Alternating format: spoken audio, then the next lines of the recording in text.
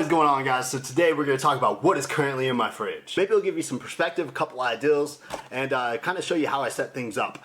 First and foremost, we're always talking about protein. That's what we're looking for, and we're also trying to keep it as close to whole foods as possible. Now, that doesn't mean that we don't have treats and other things that we might go out and buy and enjoy, or if we go out to eat and things like that. But our regulars, our staples, our basics, they need to be based around whole foods that make it easy for us to stick to our goals and support what we're trying to do. Grass-fed and grass-finished ground beef. My whole philosophy when it comes to food is I would rather have better quality and less quantity.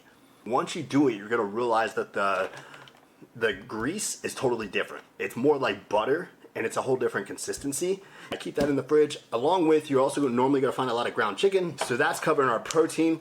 And when you break this down, each pound of meat is about 100 grams of protein. Next, we have eggs. Like to get the free range ones. I found over time that they taste better, the texture's better. Blueberries are awesome. The beauty of blueberries is that you can eat a lot of them. They taste good, they're a great snack. You can grab them out of the fridge if you're working and you're busy. It's hard to get past having blackberries, blueberries, raspberries in the fridge. It's just a great snack, and it's pretty low calorie, high in fiber.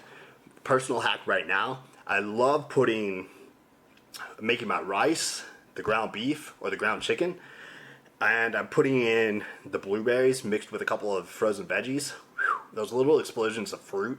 It sounds funny, but it's so delicious. Next up, we got cucumbers. Cucumbers, if you're dieting, is a hack. They're a great resource to be able to fill you up, plus they have that crispiness. So you can dice them up, put them inside of, again, put it with the beef, the rice, whatever it is you're eating. You can cut them up and snack on them. Same thing goes for pickles, just a little bit more expensive, but if you get the really good pickles out of the cooler section of the grocery store as compared to from the, like the center aisles, you're gonna get a lot better quality pickle, and those can be a great snack if you find yourself wanting to snack. Anyways, next to no calories, great. Also, another hack, I've done this in the past, is you get some of the sugar-free popsicles. Haven't done that in a while though. And of course, you can't get past rice. I use white jasmine rice. It processes well in the body, digests. You really can't beat it. It's inexpensive, goes with everything. You put it with chicken, beef, veggies. You can mix it up with hot sauce or soy sauce or just the flavor with the blueberries in there, and it's really fresh.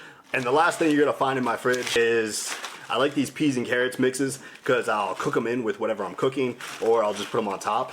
It adds, again, it's going to add volume. So as you're dieting, which is something I'm doing right now, because after coming back from the concussion, we're finally able to start doing some calorie restriction, the movement's back up and things like that.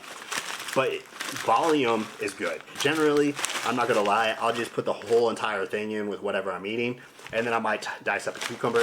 That makes for a meal that's going to be really filling. So if you're dieting, one of the tricks is you want your meals to feel like they fill you up. The more volume you can have, the better.